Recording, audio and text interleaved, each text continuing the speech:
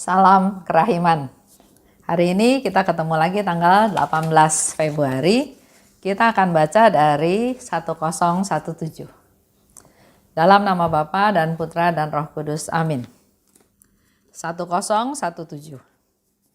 Tuhan berkata kepadaku, Aku ingin memberikan diriku sendiri kepada jiwa-jiwa dan ingin memenuhi mereka dengan kasih-Ku. Tetapi tidak banyak jiwa yang mau menerima semua rahmat yang ingin diberikan oleh kasih-Ku kepada mereka. Rahmat-Ku tidak hilang kalau suatu rahmat ditolak oleh jiwa yang mesti menerimanya.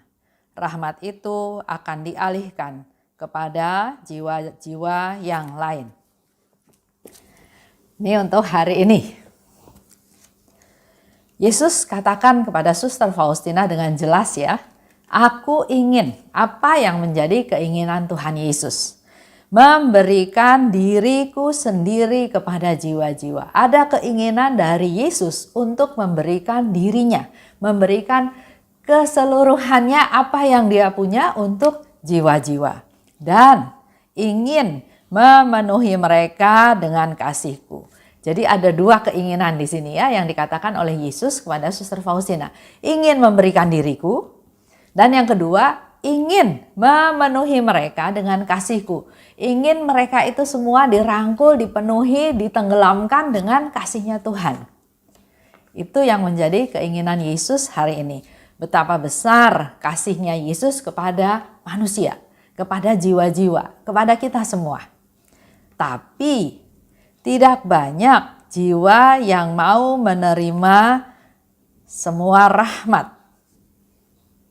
Ternyata Yesus katakan pada Suster Faustina, enggak banyak jiwa yang mau menerima rahmat yang dari Yesus tersebut. Ini boleh menjadi satu masukan juga buat kita semua. Sementara kita berdoa, minta rahmat, minta berkat, tapi sebaliknya kita yang tanpa kita sadari kita menolak rahmat tersebut. Apalagi yang hari ini Yesus katakan adalah rahmat yang diberikan oleh kasih-Ku pada mereka. Jadi rahmat yang spesial, rahmat yang diberikan oleh kasih-Nya Tuhan. Di sini kita bisa tahu ya, ada banyak rahmat. Tapi hari ini Tuhan Yesus katakan dia ingin memberikan banyak rahmat. Rahmat yang keluar dari kasih-Ku. Tapi nggak banyak jiwa yang mau menerimanya. Rahmat-Ku tidak hilang. Jadi apa yang Yesus berikan itu tidak ada yang sia-sia. Kalau kita diberi rahmat oleh Tuhan, tapi kita nggak mau terimanya, maka rahmat itu juga tidak sia-sia. Tidak percuma. Yesus katakan dia akan berikan rahmat itu kepada orang lain, kepada jiwa lain. Kalau suatu rahmat ditolak oleh jiwa yang mesti menerimanya. Di sini saya melihat satu kata mesti, harus.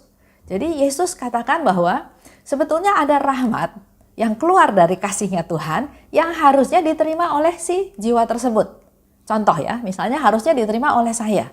Yesus sediakan rahmat spesial ini, rahmat khusus ini yang keluar dari kasih-Nya yang mestinya harusnya saya terima. Tapi karena saya menolak, maka rahmat itu akan dialihkan pada jiwa yang lain. Pernah juga kalau Bapak Ibu masih ingat di diary nomor tertentu ya, Yesus katakan kepada Suster Faustina, ambillah rahmat-rahmat yang tidak diterima atau yang tidak dikehendaki oleh orang-orang tersebut. Jadi Yesus memberikan rahmat, tapi ada rahmat-rahmat yang ditolak, tidak diterima oleh jiwa-jiwa tersebut. Dan Yesus katakan, ambillah. Itu yang diminta oleh Yesus kepada Suster Faustina. Sedangkan hari ini Yesus memberikan lagi satu hal yang positif. Kalau rahmat-Ku yang aku berikan kepada mereka yang mestinya mereka terima, tapi mereka enggak terima, rahmat-Ku akan kualihkan pada jiwa lain. Begitu pula dengan perbuatan baik kita. Kalau kita berbuat baik, enggak ada yang sia-sia. Kalau orang itu nggak mau nerima perbuatan baik kita juga nggak apa-apa. Pasti perbuatan baik ini oleh Tuhan dipakai, dialihkan kepada orang lain. Yesus penekanannya di sini hari ini bicara tentang rahmat yang keluar dari kasihku. Ini yang perlu kita gali ya bersama-sama. Rahmat yang keluar dari kasihnya Yesus. Bukan rahmat yang biasa menurut saya ya, bukan rahmat yang biasa. Tapi rahmat yang spesial, yang sudah diolah, yang keluar dari kasihnya Yesus. Dasarnya adalah Yesus mengasihi saya. Yesus memperhatikan saya, Yesus memperdulikan saya, Yesus sangat mencintai saya. Oleh sebab itu dia mengeluarkan rahmat dari kasihnya. Dan tadi ada kata-kata juga yang mesti. Sebetulnya kita semua juga perlu sadar, perlu tahu bahwa kadang kita berdoa pada Tuhan ya. Tuhan, saya mohon rahmat. Rahmat kesabaran, rahmat ketaatan, rahmat kesetiaan, rahmat bisa memuji Tuhan, rahmat bisa menolong orang, bisa peduli pada orang, bisa berbuat belas kasih. Kita mohon rahmat tersebut. Tapi Tuhan tahu apa yang kita butuhkan dan Dia memberikan rahmat. Rahmat yang istimewa yang mestinya aku terima. Mesti itu menurut saya harus ya. Jadi artinya kalau saya mau hidup damai, mau hidup nyaman, mau hidup bisa bersyukur, mau hidup layak di hadapan Tuhan, harusnya saya terima rahmat tersebut. Untuk saya gunakan rahmat tersebut. Contoh, saya pernah dengar satu cerita tentang seorang suster. Ya. Suster ini ya sudah masuk biara bertahun-tahun dan dia ada satu dendam, ada satu marah pada ayahnya. Di situ nggak dijelaskan sebabnya ya, tapi yang di-sharingkan adalah seorang suster yang begitu marah pada ayahnya, yang dia bilang dia nggak mau dan nggak bisa mengampuni ayahnya. Dalam perjalanan dia sebagai suster, ternyata dia sakit kanker. Jadi dia mengalami perawatan, mengalami ke rumah sakit ya, kemo dan seterusnya. Itu dia jalani, dia lakukan. Suatu hari dia mendengar bahwa ayahnya sakit. Awalnya ya sudah, dia juga benci sama ayahnya, ya ayahnya sakit ya sudah ya. Tapi dia punya satu dorongan bahwa sebagai anak dia punya kewajiban. Dia mengambil cutinya, dia pergi ke kota tersebut, dia mengunjungi ayahnya dengan tujuan hanya lebih ke arah ini kewajiban saya sebagai anak terhadap orang tua, terhadap ayah yang sudah tua dan sakit. Nggak ada tujuan yang lain. Niat untuk tidak mengampuni tetap ada di dalam hati dia. Di sana dia melayani ayahnya karena memang ayahnya sakit dan tinggal sendirian. Di dalam hal tersebut, sebetulnya Tuhan sudah memberikan rahmat pengampunan untuk bisa mengampuni ayahnya ya. Tapi suster ini menolak karena di dalam pikirannya, di dalam otaknya adalah saya benci ayah saya nggak mungkin mengampuni dia, saya marah. Dan itu yang menjadi hal yang membuat dia nggak bisa menerima rahmat yang dari Tuhan. Padahal Tuhan tahu yang dibutuhkan oleh suster ini adalah dikasih rahmat untuk bisa mengampuni, supaya dia bisa mengampuni ayahnya. Tapi dia tolak rahmat tersebut. Nah, di sini Tuhan tetap memberi kesempatan kepada dia untuk bisa memperoleh atau bisa menerima rahmat tersebut dengan melihat keadaan ayahnya yang sedang sakit. Sehari lepas sehari, hati yang keras, hati yang marah, hati yang benci ini lama-lama menjadi lunak. Dia mulai timbul rasa iba, rasa kasihan. Biar bagaimanapun ini ayah saya. Biar bagaimanapun dia yang membesarkan saya. Biar bagaimanapun sekarang dia sudah tua, dia perlu orang untuk membantu dia. Jadi perlahan-lahan tergerak hatinya oleh belas kasihan. Sampai ke satu titik setelah melihat hal-hal yang positif dari ayahnya, otomatis hal-hal yang negatif itu makin lama makin kecil dalam persepsi pikirannya. Sampai akhirnya suatu hari dia bilang sama Tuhan, Tuhan, saya mau pakai rahmat yang Engkau berikan, rahmat untuk bisa mengampuni ayah saya. Saya mau mengampuni dia setulusnya. Saya nggak benci dia lagi, saya nggak marah sama dia lagi. Saya mengampuni ayah saya. Dan di situ dia merasa, saya sudah pakai rahmat yang Tuhan berikan, rahmat untuk bisa mengampuni ayahnya.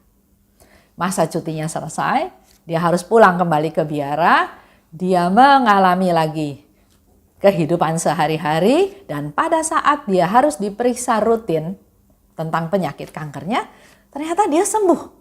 Dia sembuh. Bahkan dokternya pun heran, dan dia juga memang merasa heran, kok udah nggak ada lagi keluhan di dalam kondisi tubuhnya.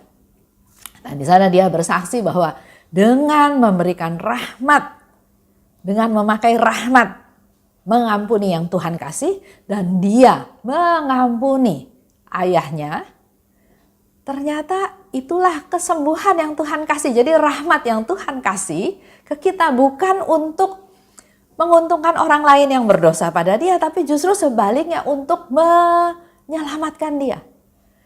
Dia sembuh jasmaninya dan rohaninya juga, dia semakin bisa bersyukur bahwa ternyata Tuhan sayang sama dia. Walaupun dia berusaha menolak, tapi Tuhan selalu memberi kesempatan kepadanya. Padahal waktu tahu pertama ayahnya sakit, dia juga sempat berkeluh kesah karena dia memang nggak mau layani ayahnya ya. Tapi melalui peristiwa, melalui penderitaan, melalui suatu kejadian, ternyata suster ini disembuhkan melalui rahmat mengampuni yang Tuhan kasih, yang dia pakai untuk bisa mengampuni ayahnya. Itu kenapa Tuhan katakan kita harusnya menerima rahmat tersebut. Jadi mari kita belajar untuk bisa menerima rahmat apapun yang Tuhan kasih. Bukan ditolak, bukan ditentang, bukan nggak mau dipakai, tapi ayo kita pakai rahmat-rahmat yang Tuhan berikan. Tuhan memberikan rahmat untuk mengampuni. Dan rahmat tersebut mari kita pakai untuk bisa mengampuni orang lain dan untuk kesembuhan diri sendiri. Ini yang mau saya sharingkan kepada Bapak Ibu.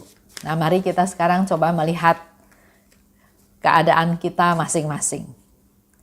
Kita nggak sempurna, kita papa, kita tidak berdaya, bahkan kita berdosa. Dengan kondisi kita seperti itu, mungkin menurut saya ya, ada rahmat-rahmat yang Tuhan kasih yang harusnya kita terima. Tapi mungkin tanpa kita sadari kita menolaknya. Contoh ya, ada seorang ibu, dia bercerita pada saya bahwa saya ingin mengampuni suami saya, tapi nggak bisa. Saya ingin, ada keinginan ya untuk mengampuni, tapi nggak bisa. Nah, kalau kita melihat, kalau ibu ini ingin mengampuni suaminya, pasti saya yakin 100% Tuhan akan memberikan rahmat pengampunan tersebut. Karena memang Tuhan itu Maha Rahim. Tuhan sangat senang kalau kita bisa mengampuni orang yang bersalah pada kita, sehingga kita membawa sifatnya Tuhan yang mengampuni. Jadi kalau ibu ini mau mengampuni, pasti Tuhan kasih rahmat pengampunan. Tapi dia katakan enggak bisa. Bukan karena dia enggak dapat rahmat itu, tapi karena dia menolak rahmat itu. Dengan cara tanpa dia sadari, dia selalu mengingat-ingat kejelekan suaminya. Dia mengingat-ingat kejahatan suaminya. Sehingga dia enggak mau pakai rahmat pengampunan ini. Tapi kalau dia mulai belajar merubah mindsetnya, Tuhan, Engkau sudah memberikan saya rahmat pengampunan. Mampukan saya pakai rahmat ini Tuhan. Saya mau ampuni dia. Dan salah satu trik ya, tips menurut saya untuk bisa mengampuni orang, lihat sisi positifnya. Jangan lihat sisi negatifnya. Itu yang saya lakukan dan ternyata lebih mudah mengampuni kalau kita bisa memaklumi dia. Bisa toleran terhadap dia. Bisa melihat hal-hal yang baik dan melupakan hal-hal yang jelek. Otomatis bisa perlahan-lahan mengampuni dia. Tuhan tahu keadaan kita. Tuhan tahu apa yang kita butuhkan. Dan pasti Tuhan memberikan apa yang kita perlukan. Itu aja untuk hari ini. Semuanya terjadi karena Tuhan mengasihi kita dan Tuhan ingin kita semua hidup dalam kasih-Nya. Menerima rahmat yang keluar dari kasih-Nya Tuhan. Dalam nama Bapa dan Putra dan Roh Kudus, amin. Oh luka kerahiman, oh hati Yesus, sembunyikanlah aku di dalam lubuk hatimu. Laksana satu tetes darahmu sendiri. Dan jangan biarkan aku terlepas dari situ selama-lamanya. Kurunglah aku di dalam lubuk hatimu, dan ajarlah aku mencintai Engkau. Tuhan, mampukan aku memahami sepenuhnya siapa dirimu. Bawalah aku masuk ke dalam rengkuhan mesramu, sejauh itu dapat ditanggung oleh kodrat insani. Amin. Dalam nama Bapa dan Putra dan Roh Kudus, amin. Salam kerahiman.